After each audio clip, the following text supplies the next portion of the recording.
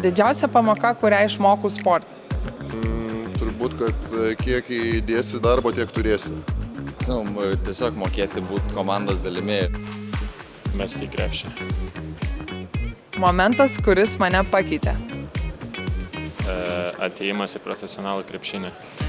Turbūt pirmieji metai LKL, kai jau iš, sakykime, berniuko vis tiek tokiu pereini į tos vyrų krepšinį, tai turbūt čia sakyčiau.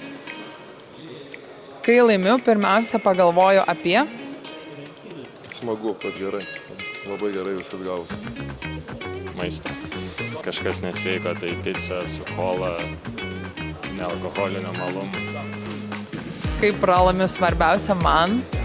Žinotumėm, kodėl taip atsitiko ir ką pakeisti. Atsiribo šiek tiek nuo viso. Neim telefonų į rankas pirmą sekundę. Neliūdėti.